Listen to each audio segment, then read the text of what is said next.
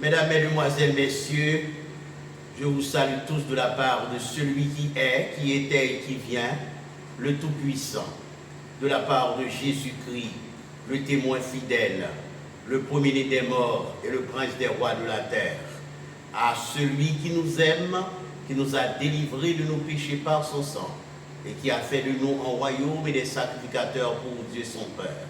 À lui soit la gloire au siècle des siècles. Amen. Aujourd'hui, nous allons vous parler concernant la grâce de Dieu. La grâce de Dieu.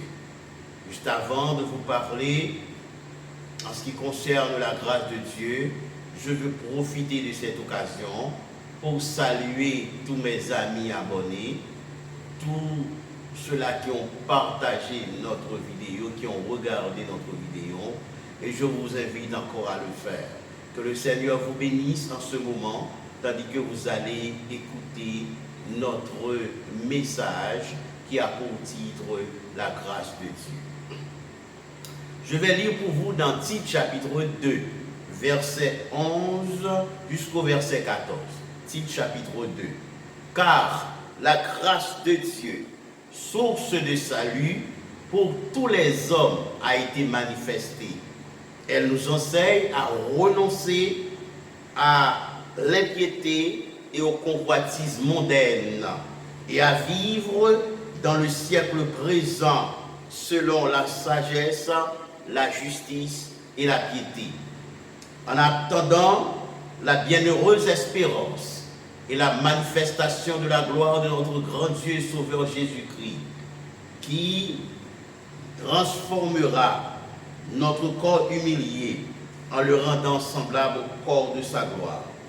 Il s'est donné lui-même pour nous, afin de nous racheter de toute iniquité et de se faire un peuple qui lui appartienne, purifié par lui et zélé pour de bonnes œuvres. La grâce de Dieu. Frères et sœurs, notre Dieu est un Dieu de grâce. Voilà pourquoi nous voulons vous parler de cette thématique aujourd'hui.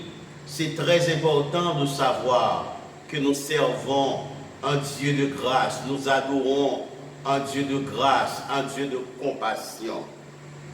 La grâce, c'est la faveur imméritée de Dieu à l'homme.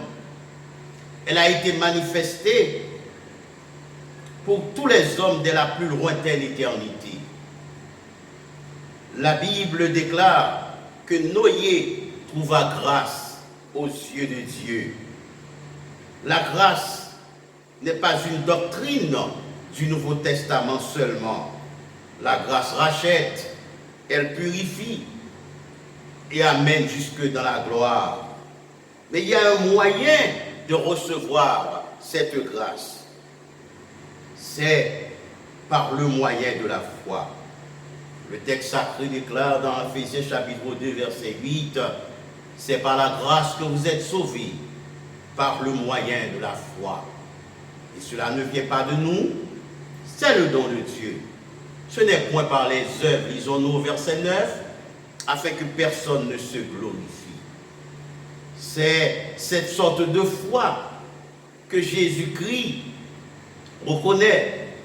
L'aveugle-né que Christ avait guéri avait du zèle, mais Christ lui a dit, ta foi t'a guéri. La femme syro-phénicienne avait de la persévérance, mais c'est à sa foi que Christ a répondu. Le centenier avait de l'humilité, mais Christ a honoré sa foi. La vie chrétienne dépend de la foi. Nous sommes fondés sur la foi. Nous vivons par la foi. J'ai été crucifié avec Christ. Et si je vis, ce n'est plus moi qui vis, c'est Christ qui vit en moi. Si je vis maintenant, je vis dans la foi au Fils de Dieu qui m'a aimé et s'est livré lui-même pour moi. La grâce et la foi sont deux éléments indispensables pour obtenir le salut éternel. Nous venons de lire dans Tite chapitre 2 du verset 11 jusqu'au verset 14, la grâce de Dieu, source de salut pour tous les hommes, a été manifestée.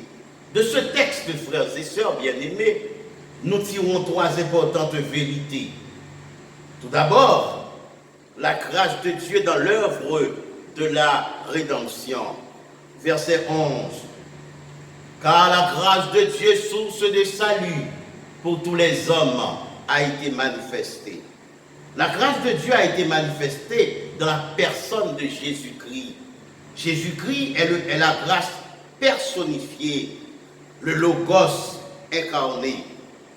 On a amené un jour une femme en flagrant délit d'adultère.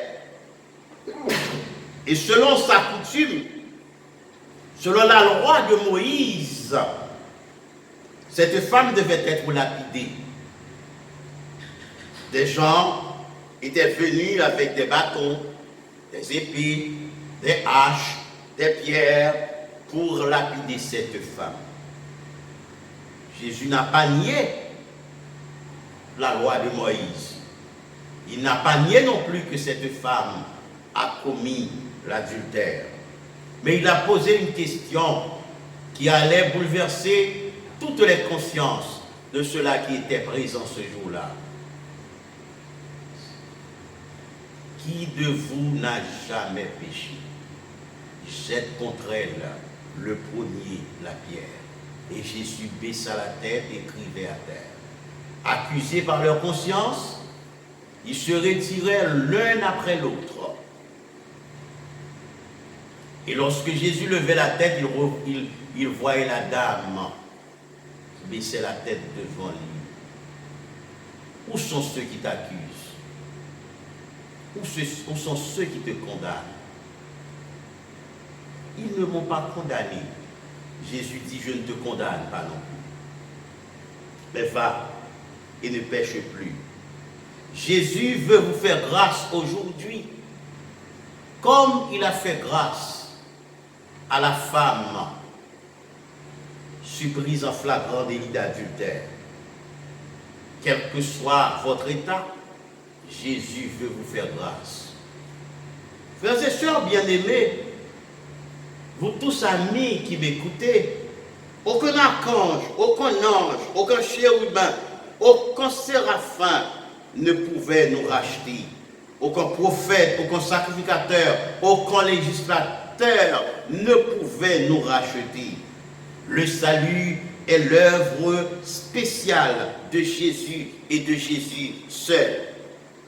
Elle ne manifeste pas pour un groupe d'hommes en particulier, mais pour tous les hommes, pour toutes les races, pour toutes les classes. Dieu nous rachète pour que nous ne soyons pas condamnés avec le monde. La grâce change la position de l'homme devant Dieu. Culpabilité et condamnation deviennent pardon et rémission. Nous disons culpabilité et condamnation deviennent pardon et rémission. Le pécheur repentant, pardonné par le sang de Jésus, regagne ses droits de citoyen. Qui accusera les élus de Dieu? C'est Dieu qui justifie.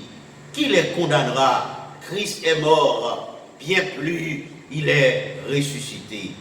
L'apôtre Paul, dans le premier verset du chapitre 8 de Romains, a pu dire, il n'y a donc maintenant aucune condamnation pour ceux qui sont en Jésus-Christ.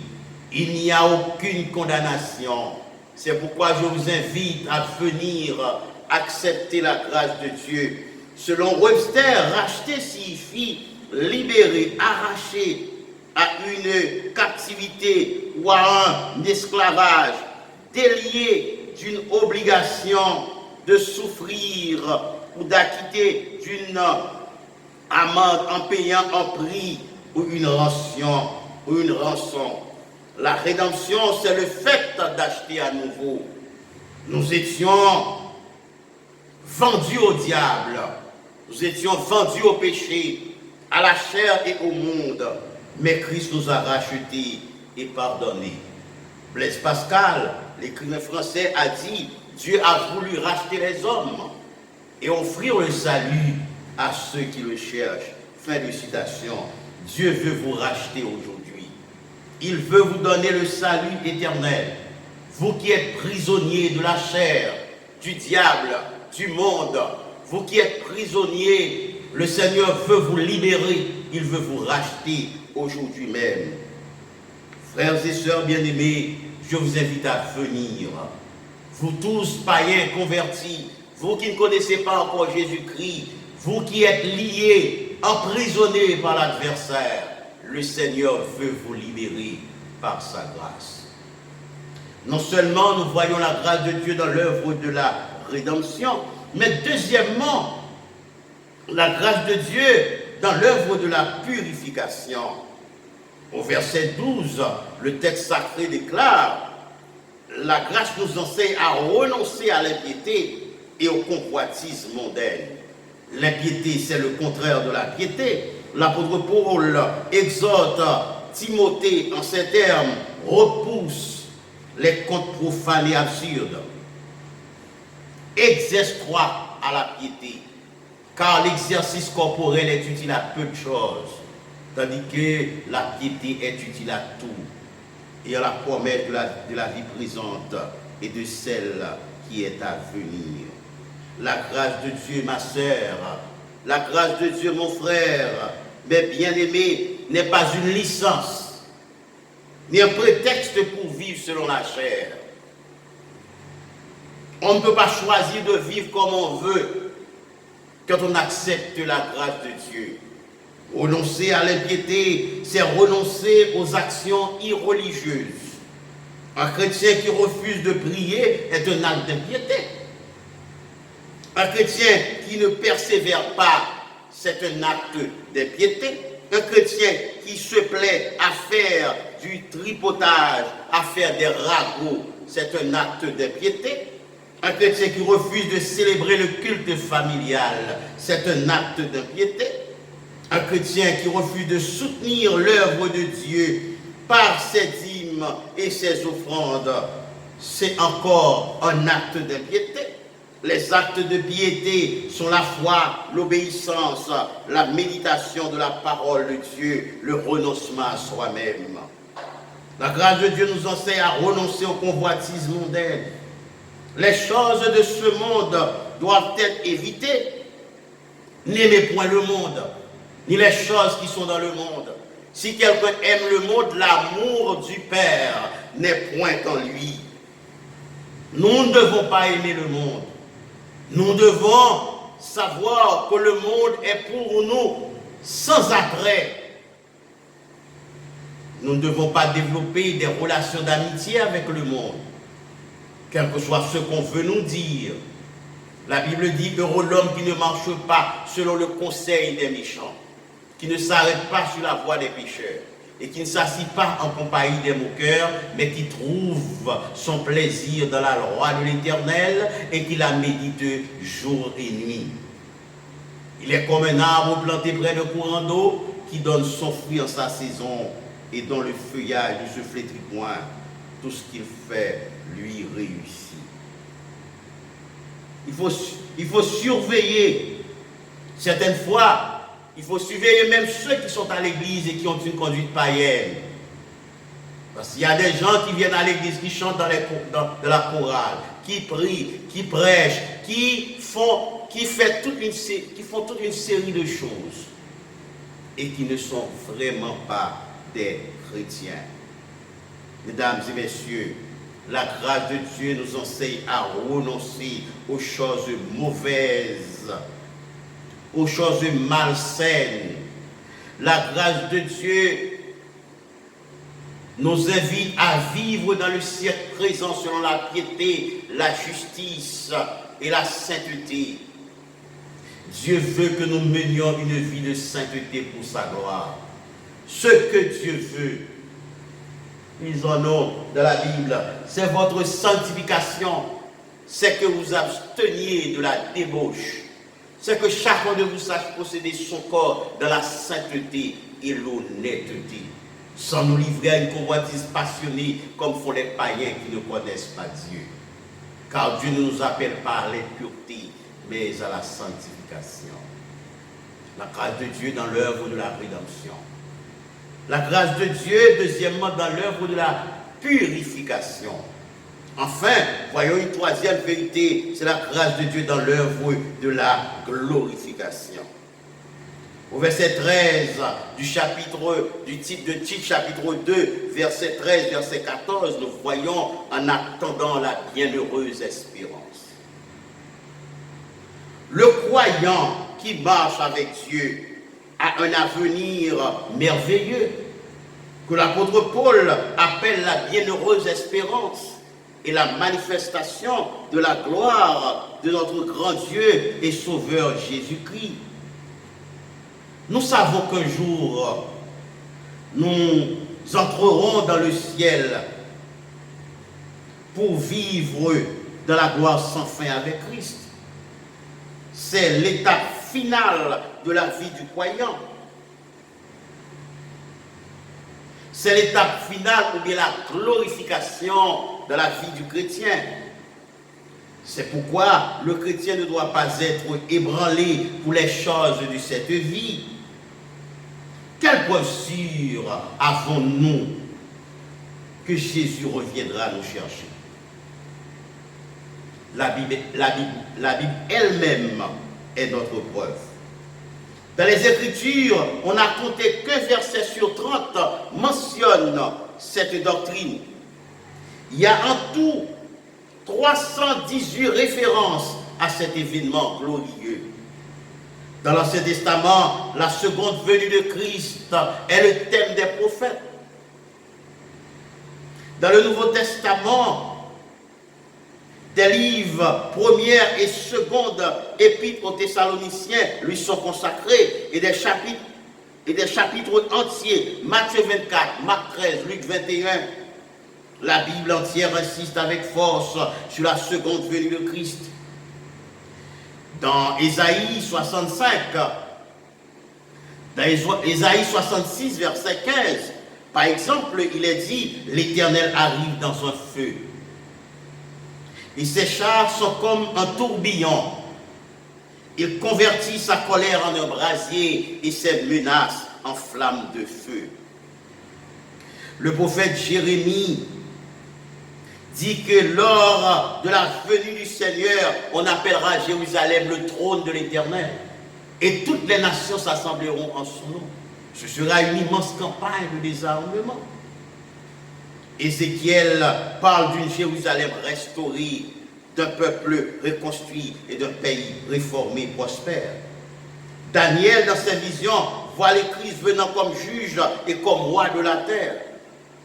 Osée dit que dans les derniers temps, quand le Seigneur reviendra, Israël l'acceptera comme Seigneur et comme roi. Joël décrit les armées terrestres rangées au dernier jour contre la multitude céleste. Amos révèle le nouveau trône de David, rétabli à Jérusalem. Michée annonce la cessation de toute guerre, quand les glaives seront forgés en noyaux et les lances en serre. Naoum dit que Christ brisera les montagnes sous ses pieds et que la terre même brûlera de sa présence. Habakkuk décrit le roi mesurant le nouveau royaume avec un cordeau et les montagnes tremblant devant lui. Sophonie nous donne le cantique nouveau qu'il enseignera à Israël. Agé nous montre que toutes choses seront ébranlées. Seul ceux qui est de Dieu subsistera. Zacharie nous dit que ses pieds se poseront en ce jour-là sur la montagne des Oliviers. Celle-ci se fendra par le milieu, formant une très grande vallée. À la fin des descriptions de l'Ancien Testament, Malachie dépeint le retour de Christ comme le feu du fondeur, la potale des foulons et le soleil de justice remplissant la terre de sa gloire. Ainsi, l'Ancien Testament est plein d'allusions à la seconde venue de Christ. Dans le Nouveau Testament, les prédictions de sa venue sont plus frappantes encore, exprimées en termes plus clairs. Matthieu compare Christ à l'époux venant de recevoir l'épouse. Marc le voit comme un homme qui, partant pour un voyage, remet à ses serviteurs leur tâche jusqu'à son retour. Dans l'évangile de Luc, Jésus se compare à un homme de haute naissance qui s'en va pour affaire dans un pays lointain, laissant ses biens à ses serviteurs afin qu'il les fasse valoir jusqu'à son retour. J'en cite les paroles du Christ. Je vais vous préparer une place. Et lorsque je m'en serai allé et que je vous aurai préparé une place, je reviendrai et je vous prendrai avec moi, afin que là où je suis, vous y soyez aussi. Dans l'Épître aux Romains, nous voyons le Christ, à sa venue, mettra toutes choses sous ses pieds. Dans la première Épître aux Corinthiens, Paul parle du Seigneur venant réveiller et ressusciter les morts. La seconde épître aux Corinthiens nous décrit la nouvelle maison que nous aurons quand cet édifice terrestre sera anéanti. L'épître aux Colossiens dit, quand Christ, votre vie apparaîtra, vous paraîtrez aussi avec lui dans la gloire. Dans la première épître aux Thessaloniciens, Paul nous dit d'attendre le Fils de Dieu qui viendra dans les cieux. La seconde épître nous décrit le Seigneur venant avec ses saints. Dans Timothée, nous lisons, le Seigneur récompensera tous ceux qui auront aimé son avènement. Tite parle de la bienheureuse espérance. L'Épître aux Hébreux parle de la seconde venue en ces termes. De même, Christ qui s'est offert une seule fois pour les péchés de plusieurs apparaîtra sans péché une seconde fois à ceux qui l'attendent pour leur salut. Jacques presse ses lecteurs d'attendre patiemment la venue du Seigneur. Pierre dit que le jour du Seigneur viendra comme un voleur dans la nuit. Jean annonce la grande promesse à tous les croyants. Bien-aimés, nous sommes maintenant enfants de Dieu. Et ce que nous serons n'a pas encore été manifesté. Mais lorsque cela sera manifesté, nous serons semblables à lui, parce que nous le verrons tel qu'il est. Judith, voici le Seigneur est venu avec ses saintes myriades. Tout le livre de l'Apocalypse est consacré à la seconde venue de Christ. Mesdames, mesdemoiselles, messieurs, nous pouvons comprendre que tout est grâce pour qui vit de la grâce. Nous venons de voir avec vous la grâce de Dieu dans l'œuvre de la rédemption. La grâce de Dieu dans l'œuvre de la purification. Et la grâce de Dieu dans l'œuvre de la glorification. Un pasteur, un grand bishop était mort. Il était arrivé devant le ciel. Un ange était venu devant lui pour lui dire, vous avez besoin 1000 points pour entrer au ciel. Le pasteur raisonnait en lui-même, j'ai travaillé beaucoup, je vais avoir les 1000 points rapidement. Et puis l'ange dit en avant, on a besoin de 1000 points pour entrer au ciel. Le pasteur dit, bon, j'ai été pasteur depuis 45 ans, j'ai desservi une église de 5000 membres. L'ange a dit, vous avez 1 point. Je donnais des conférences pastorales régulièrement. Je formais un tas de pasteurs pour le ministère. L'ange a dit, vous avez 2 points. J'ai l'habitude de voyager dans tous les pays du monde, prêchant la parole de Dieu. 3 points. J'ai construit des orphelinats et puis j'ai beaucoup de choses, j'ai fait beaucoup de choses dans la 4 points. J'ai l'habitude de prier avec les malades ont été guéris. Là, j'ai dit, vous avez 5 points. Oui, j'ai ordonné pas mal de pasteurs pour le ministère. Là, j'ai dit 5 points. Et puis l'homme commençait par être découragé parce que ce qu'il a fait, il a pu remarquer qu'il ne pourra pas arriver à 1000 points. Et puis découragé, il a dit, dans ce cas-là, c'est seulement la grâce de Dieu qui peut nous sauver. Là, j'ai dit, 1000 points, entrez dans la gloire de votre Mère. Bien que dans cette illustration, il y a ce que nous appelons une sorte, il y a les limites théologiques que nous ne voulons pas trop commenter, mais la seule chose que nous voulons faire voir dans cette illustration, c'est que ce n'est point par les œuvres. Ce n'est point par les œuvres. Ce n'est point par les œuvres. C'est par la grâce que vous êtes sauvés, par le moyen de la foi. Cela ne vient pas de nous, ce n'est point par les œuvres, afin que personne ne se glorifie. Comptez sur la grâce de Dieu. Vous tous qui m'écoutez, venez à Jésus-Christ. Sa grâce est importante pour votre vie. Que le Seigneur vous soutienne. Amen.